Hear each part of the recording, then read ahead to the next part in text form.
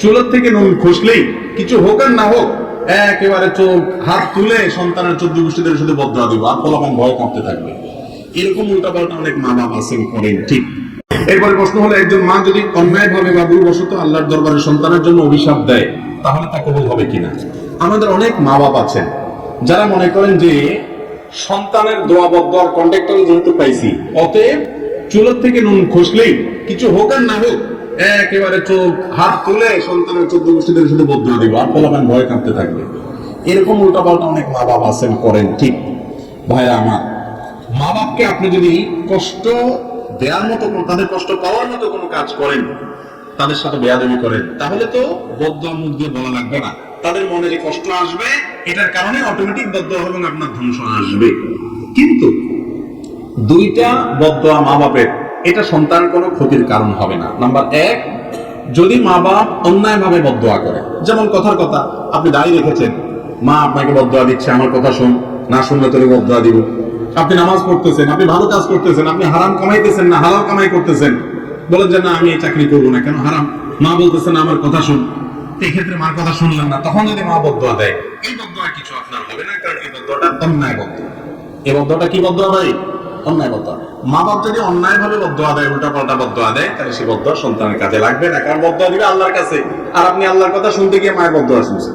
অতএব হারামে লিপ্ত হওয়ার জন্য যদি মা বাপ নির্দেশ করে, সেটা মানবেন না, তবে তাদের সাথে বেয়াদবি করা যাবে না। ওয়াসাহিবহুমা ফিদ দুনিয়া মারুফা, আল্লাহ বলেছেন তারা যদি তোমাকে কুফরি করতে বাধ্য করে, তাদের কথা শুনবা না, শিরক করতে বাধ্য করে শুনবা না, কিন্তু তাদের সামনে ঠিকই ভদ্রভাবে তোমাকে চলতে হবে, বেয়াদবি করতে পারবে না। এরপরে যদি তার বদয়া দেয়, সেই বদয়া আপনার কোনো কাজে আসবে বা আপনার কোনো ক্ষতি হবে না। কথা কি বুঝাতে পারছি?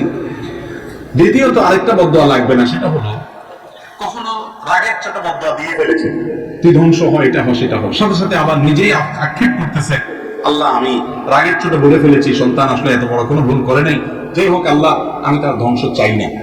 এরকম যদি হয়, অর্থাৎ সাথে সাথে আবার মা বাপ উদ্যোগ করেন এবং বদয়া না দিয়ে সন্তানের জন্য আবার নেক দোয়া শুরু করেন, ইনশাআল্লাহ আগের বদয়া কি হবে না, কোনো ক্ষতি হবে না।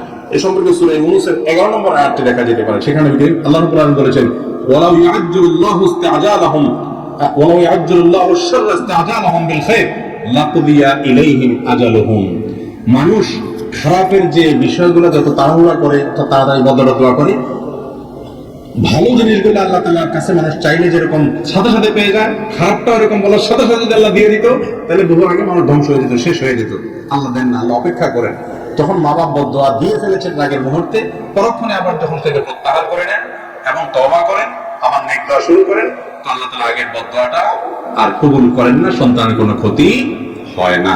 কিন্তু সন্তানের সবসময় চেষ্টা থাকতে হবে যে মা বাবার কোনো কষ্ট যেন না হয়, বেয়াদবি যেন না হয়, উচ্চমাচ্ছ যেন না হয়, এবং তাদের সাথে কোনো প্রকার আপনার অভদ্রতা যেন না হয়, অসৌজন্যতা যেন না হয়, সন্তান সুলভ যে নম্রতা বদলটা যেন সবসময় থাকে, সে চেষ্টা করতে হবে ইনশাআল্লাহ।